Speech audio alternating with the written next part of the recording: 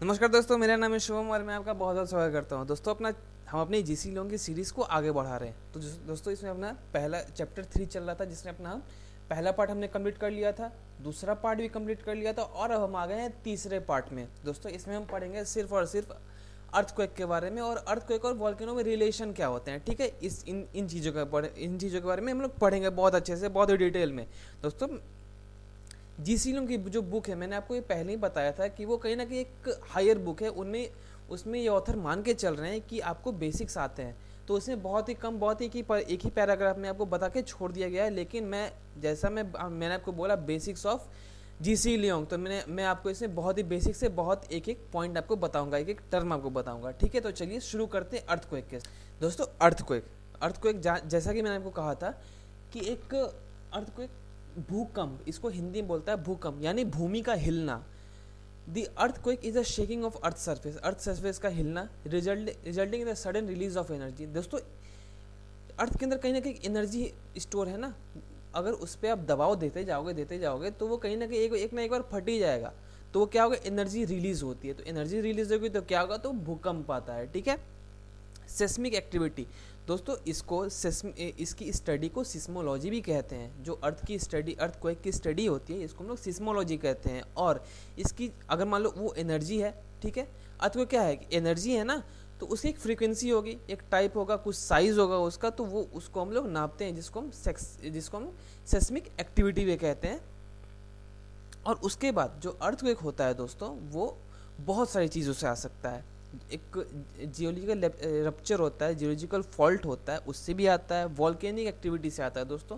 Volcano और earthquake में मैं आपको रिलेशन अभी बताऊंगा। लैंडस्लाइड से, ज़मीन का खिसक जाना, अगर ज़मीन खिसकेगी तो ऑब्वियसली बात है कि भूमि पे हलचल होगी तो क्या होगा, भूकंप आएगा। माइंड ब्लास्ट, दोस्तों आप देखते हो बहुत बड़े बड़े पहाड़ को तोड़ा जाता है पत्थर निकालने के लिए सॉरी पत्थर निकालने के लिए बहुत सारे पहाड़ को तोड़ा जाता है, माइन ब्लास्ट किए जाते हैं, वहाँ बम लगा के फोड़ा जाता है। तो उससे क्या होगा, अगर वो उसकी तीव्रता उसकी फ्रीक्वेंसी बहुत ज़्यादा होती है तभी तो वो पहाड़ टूटेगा। अगर पूरा पहाड़ है दोस्तों, उस पर एनर्जी का ज़्यादा लगेगी तभी तो वो पहाड़ टूटेगा ना।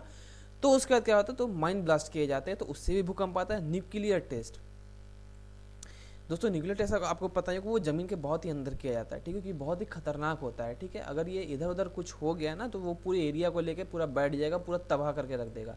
तो ये क्या होता है, न्यूक्लियर टेस्ट जो होते हैं वो ज़मीन के बहुत ही अंदर होते हैं। तो वो न्यूक्लियर टेस्ट जब वो फटता है अंदर में, तो वो पूरी ज़मीन को, उस पूरे एरिया को हिला के रख देता है। तो क्या होता है, उस टाइम भी आते हैं भूकंप।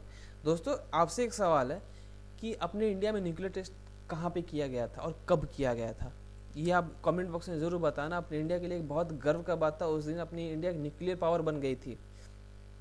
उस टाइम अटल बिहारी वाजपेयी जी की सरकार थी। ठीक है, तो आप इसे कमेंट बॉक्स में जरूर बताना। एक बार बताना या मत बताना, लेकिन आप एक बार गूगल पे जाकर जरूर देखना, इसके बारे में आपको बहुत सारी जानकारी मिलेगी, एक बहुत ही प्राउड फील होगा आपको। ठीक है, तो एक बार ज़रूर पढ़ना इसके बारे में कि इंडिया में न्यूक्लियर टेस्ट कब की गई थी।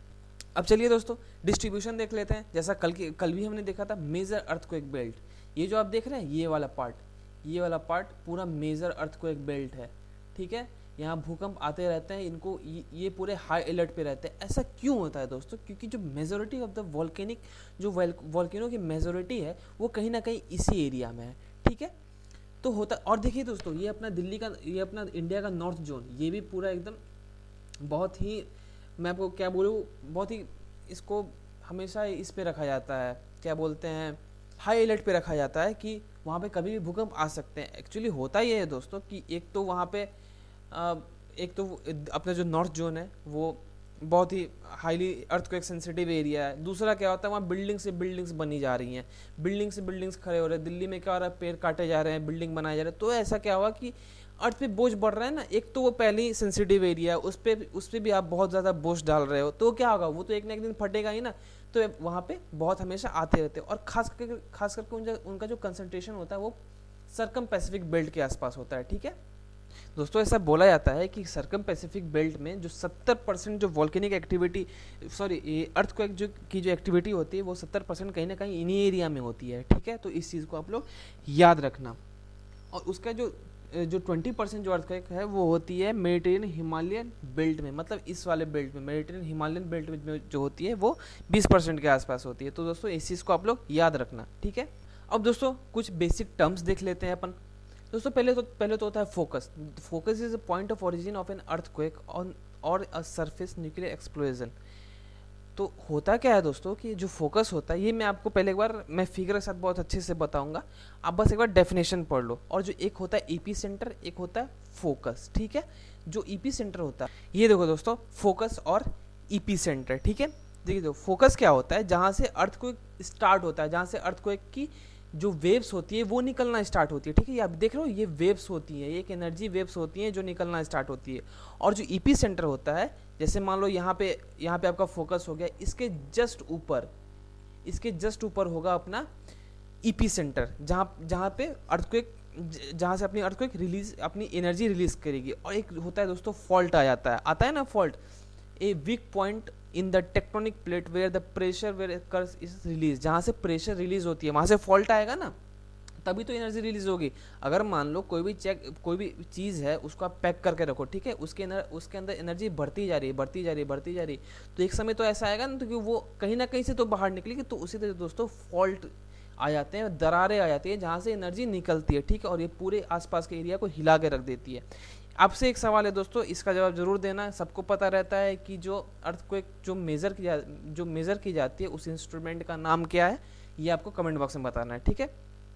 तो चलिए अब इसकी एक बार डेफिनेशन देख लेते हैं। तो दोस्तों epicentre is the point on the earth surface directly above the hypocentre और फोकस। दोस्तों फोकस को हाइपोसेंटर भी बोला जाता है, ठीक है, ये चीज़ें आप लोग याद रखना। फोकस जो है उसको हाइपोसेंटर भी हम लोग बोलते हैं। Focus the point where the earthquake or underground explosion originate, ठीक है। तो ये दोनों डेफिनेशन हो गया आपका। अब आगे चलते हैं। अब दोस्तों एक चीज़ और कि अर्थक्वेक आएगा ही क्यों भाई, क्यों आएगा अर्थक्वेक? अब पहला देख लो, नेचुरल फोर्स की वजह से। दोस्तों क्या होता है कि इसके अंदर अर्थ जो है उसके अंदर में एनर्जी है ना, बहुत सारी एनर्जी है, वो कंप्रेस होकर रहते हैं। लेकिन हर चीज़ की एक कहीं ना कहीं एक क्षमता होती है बर्दाश्त करने की, जैसे इंसान भी हो गया।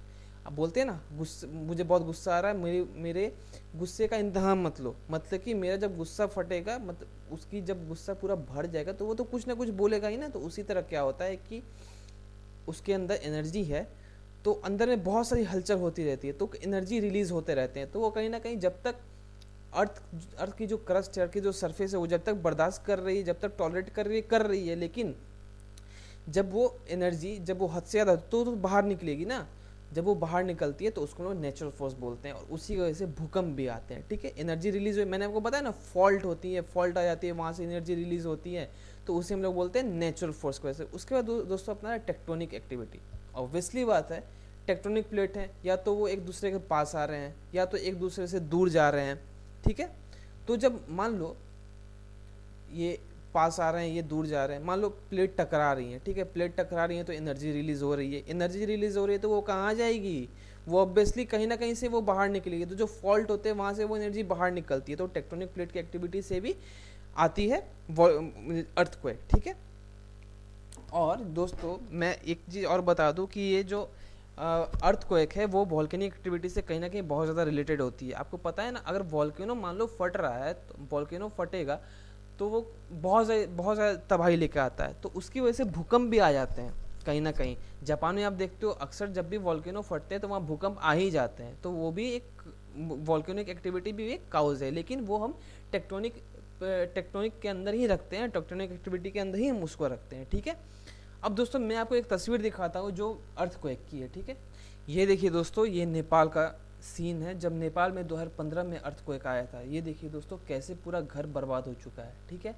बहुत ही भयानक था, पूरी दुनिया इससे सहम गई थी। बहुत सारे जगह अपने इंडिया में जो नॉर्दर्न पार्ट है, अपना बिहार का जो पार्ट है, यूपी का उधर बॉर्डर वाला पार्ट है, वहाँ भी इसके झटके महसूस किए गए थे, ठीक है। तो देखिए दोस्तों, ये अर्थक्वेक कितनी तबाही लेके आता है, जस्ट लाइक अ वॉल्केनो भी उतनी तबाही लेके आता है, लेकिन अर्थक्वेक भी बहुत ज़्यादा तबाही लेके आता है, ठीक है। तो दोस्तों इसी के साथ अपना जो चैप्टर 3 था अपना वॉल्केनिज्म एंड अर्थक्वेक, ये भी अपना खत्म हो गया, ठीक है। अब दोस्तों अगले चैप्टर में हम लोग स्टार्ट करेंगे वेदरिंग, मास मूवमेंट और ग्राउंड वाटर। तो दोस्तों इसके लिए आज के लिए बस इतना ही रहने देते हैं। चैप्टर 3 अपना ख़त्म हो गया दोस्तों, बहुत बहुत मुबारक हो। और अगले जो लेक्चर होगा वो अपना होगा weathering mass movement and ground water पे। तो दोस्तों अगर आपको ये लेक्चर पसंद आया हो तो प्लीज़ लाइक कीजिएगा, अपने दोस्तों के साथ शेयर जरूर कीजिएगा, सब्सक्राइब भी कीजिएगा। और मैं एक बात और बता दूं कि हमारी इंडियन पॉलिटी की भी लेक्चर चल रही है इसके साथ साथ। तो आप अगर चाहते हैं कि आप पॉलिटी को बहुत ही आसान भाषा में उसको समझ जाएं तो आप उसको जाके ज़रूर देखिएगा। तो चलिए दोस्तों आज के लिए बस इतना ही रखते हैं। खुश रहिएगा, लोगों की मदद ज़रूर कीजिएगा। मैं हूँ शिवम, आज के लिए दैट्स ऑल, थैंक यू।